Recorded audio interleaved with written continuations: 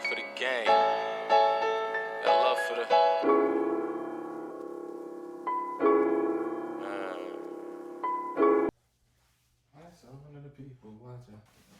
Oh, man, listen. Vices. I taught a humanities course at a specific university here in Miami, right? And every now and then we come across like philosophers that I would have to teach about. Now, I'll say this. I used to go off the cuff a little bit because that's just how I be educating folks. You know what I'm saying? Like, I like to be well prepared.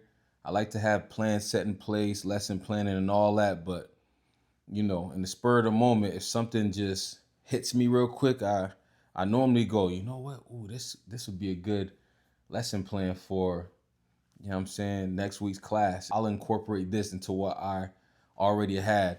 So, Aristotle, Socrates, a lot of these philosophers that came across the humanities course, there was this one individual though that I made sure that we would speak about throughout the course, right?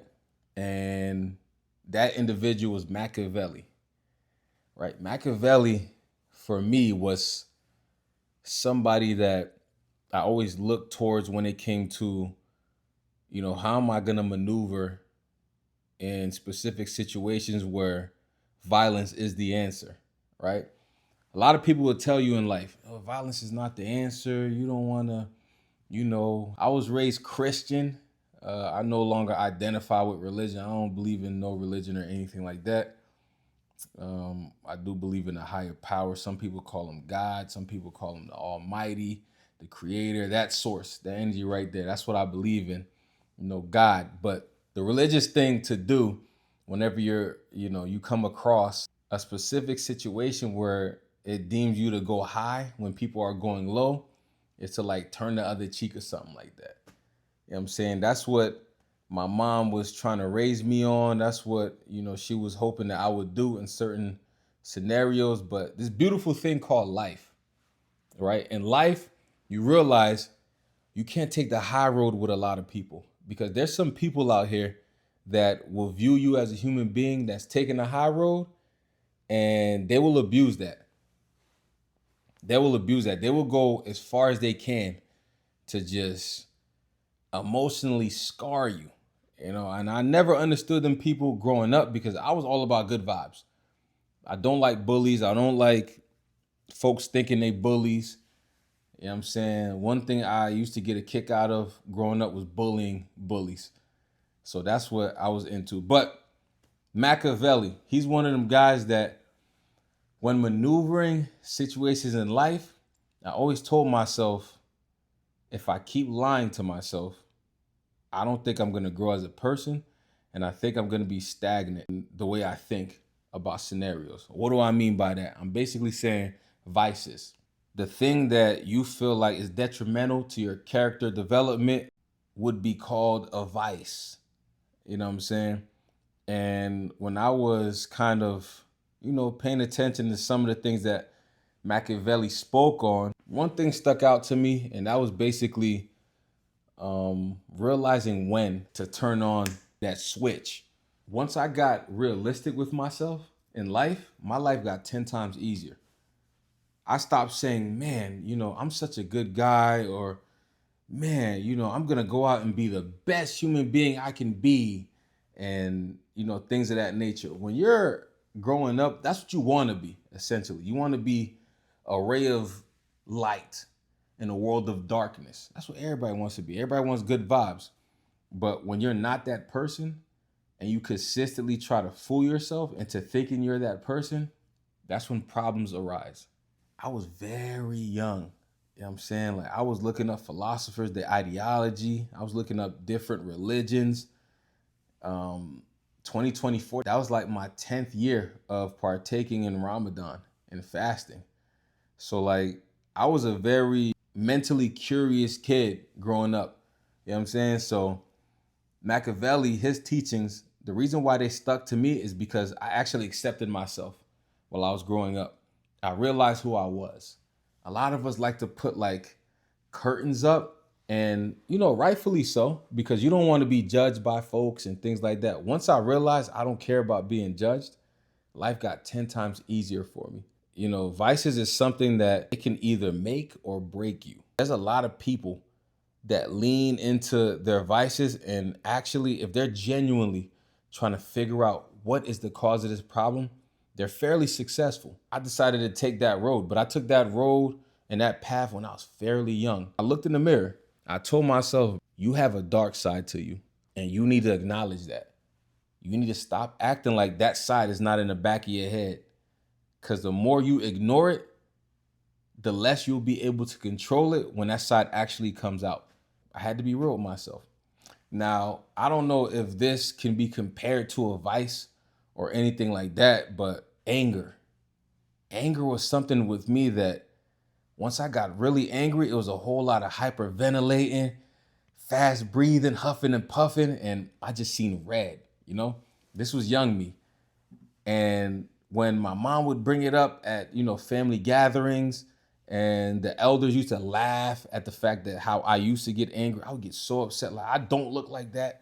I don't be getting angry. I kept trying to deny that side of myself. Like, I don't get mad for no reason. Then once I accepted it, I leaned into it. Now, I ain't gonna lie to y'all. I didn't stop being an angry individual. I just got very, very cerebral. Instead of getting loud in public, like, nigga, pull up then, nigga. Pull up then, nigga. I beat you the fuck. Instead of getting loud like that, I would internalize it. Because what I told myself was, I'm gonna let him have the public display.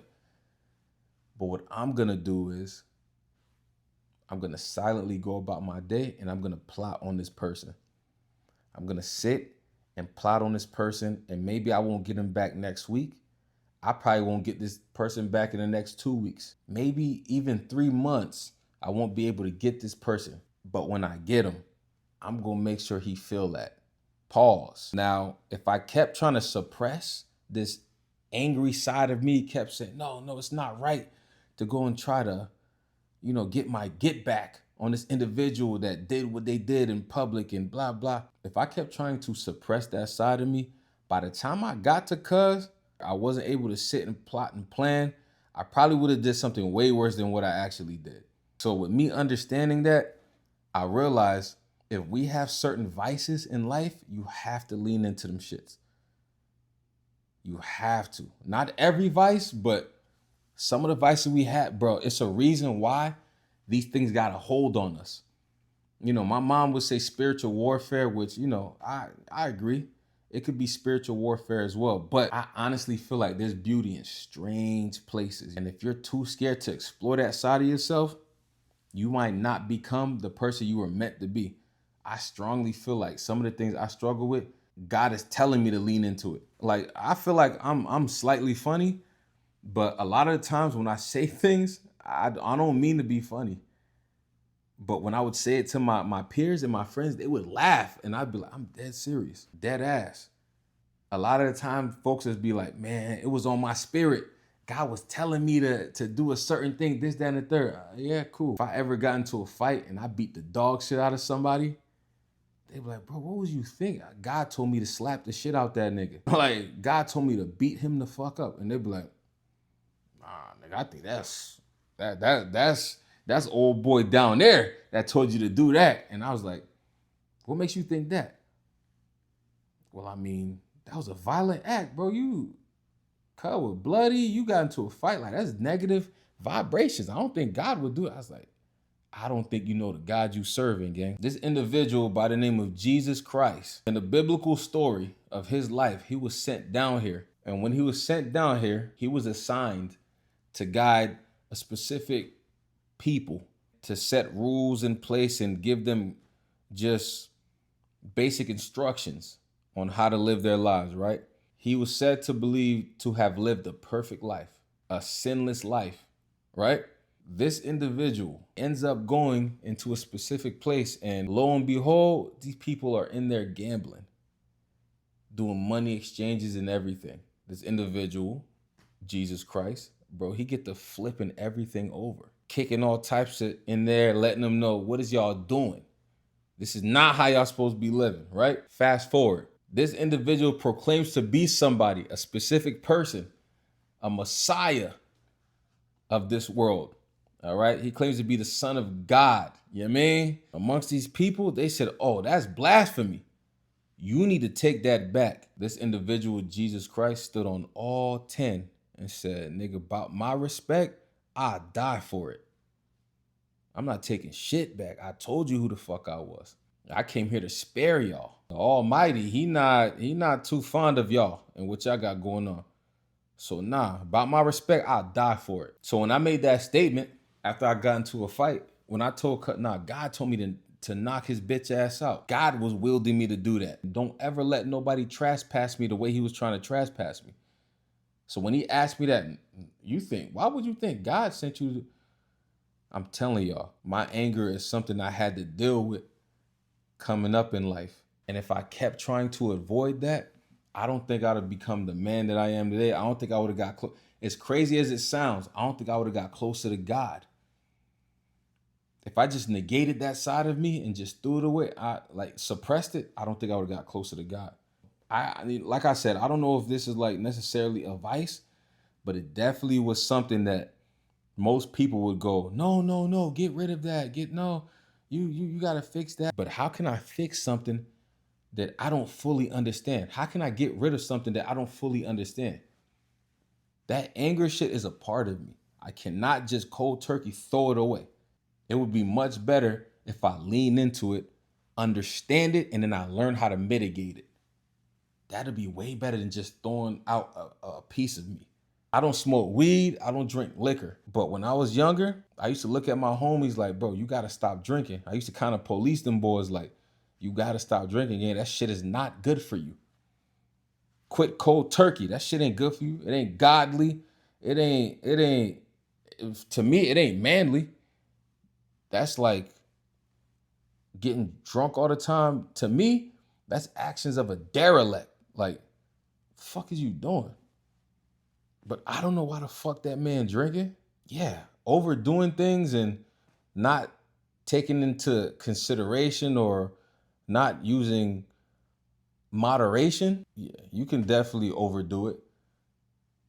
But it ain't my fucking job to try to mitigate that man. And I know it sounds crazy. Because if that's your friend, if that's your peer, if that's your acquaintance, if that's your family member, you want them to get help. But at the end of the day, we are men. You have to lock in. Every man must search his own soul. Every man must search his own soul. You know what I'm saying? If it is truly a vice, sometimes you got to let folks deal with what they got to deal with. I don't know why that man drinking like that. And he not going to know why he drinking like that until he hit rock bottom and actually wants to change for the better. The more you try to interfere in somebody's path and force them to get help, if they're not willingly and genuinely trying to get help, gang, it's not going to work out to the best that you think it is. When one genuinely chooses to search their own soul, the person that comes out the other side of that, you damn near GOAT status. So for me being a little crash out to me being a cerebral individual now, I'm way more dangerous than what I used to be. What I used to be was a walking bad vibe that a lot of folks will go, bro, don't say that because this nigga gonna start making a scene. He gonna do this, then, and that's what I used to be. Now, I'm so calm. Whenever they're playing games, I let them think they're getting over on me because I know since I have this thing that used to be a problem that I was able to fix and lean into and actually realize that I have a calling. I'm a thinker. And it took me leaning into my anger, which, like I said, it could be a vice. For the sake of this, I'm going to use it as a vice. If I never leaned into my anger and accepted that part of me and decided to, you know what, I'm an angry nigga. That's who I am. I'm just angry. Where do I go from here? If I did not take that approach, I would have never realized I'm actually a thinker. I am an angry man, but I'm actually a thinker. Instead of being angry and popping it off right then and there, if I am angry to the point where I'm almost seeing red, the thinker comes out. And I go, well, how can I get back at this individual in the most cerebral way possible? Because when you take that route, that's when they least expect it. because it is my belief that God seen this person trespass me. I will not take the moral high ground if you play games. You thought you had somebody you can play with, and then you fucked around and found out.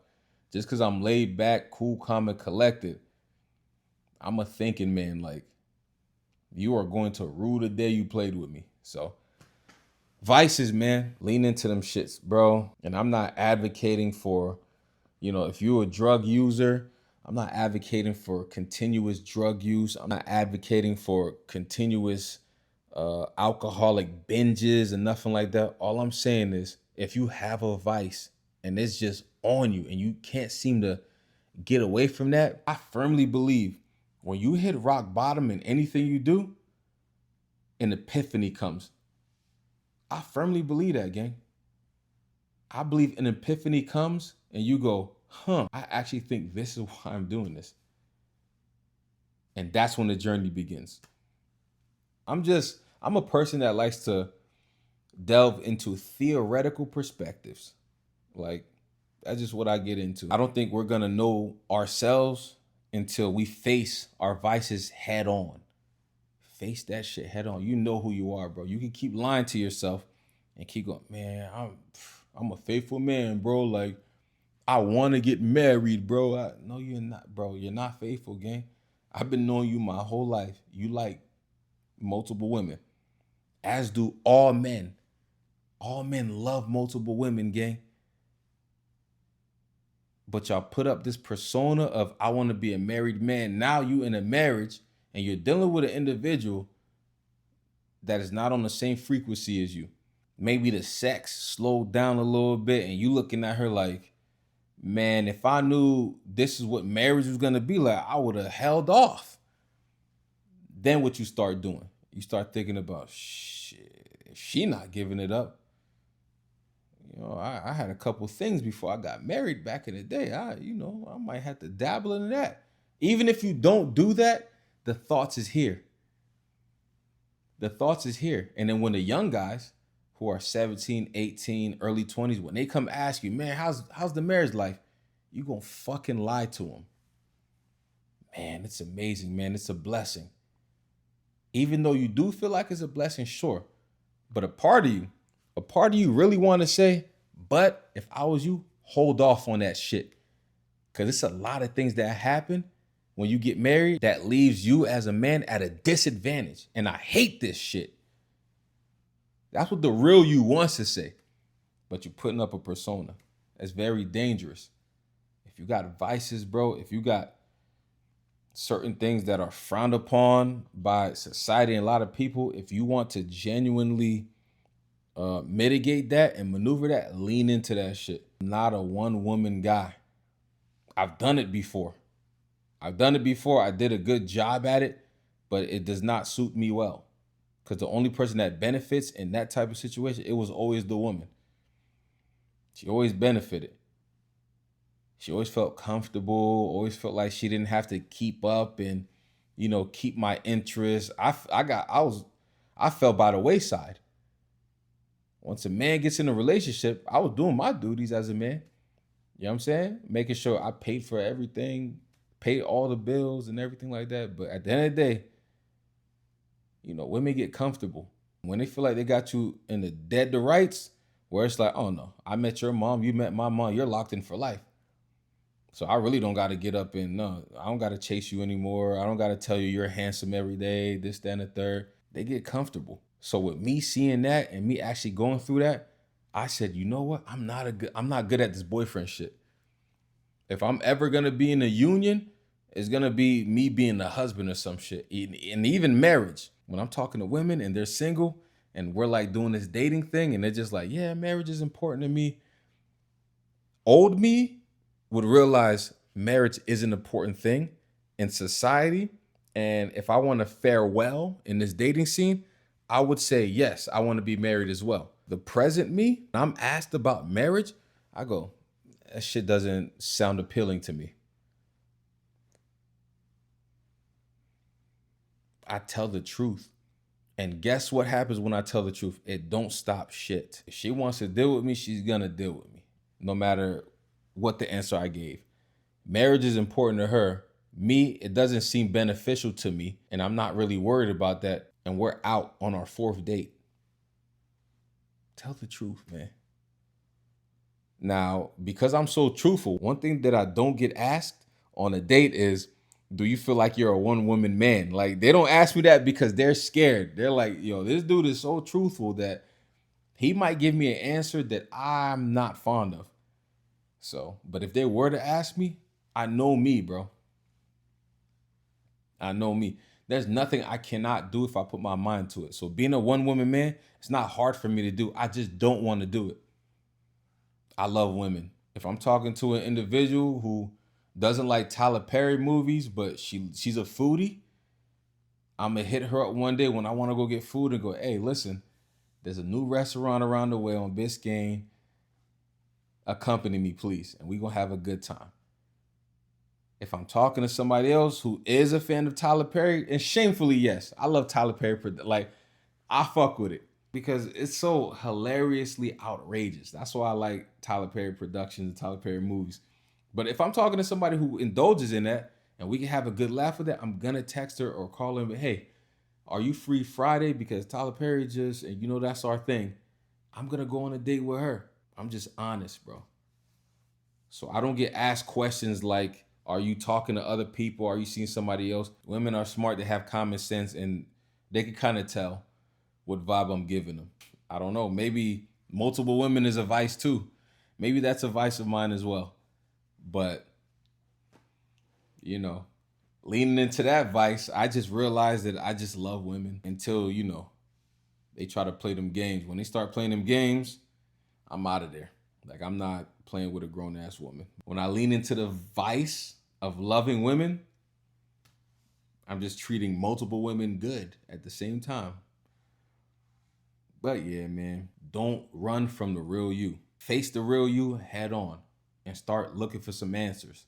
It's the best way, in my opinion, to deal with vices. Growing up, I was doing all kinds of shit.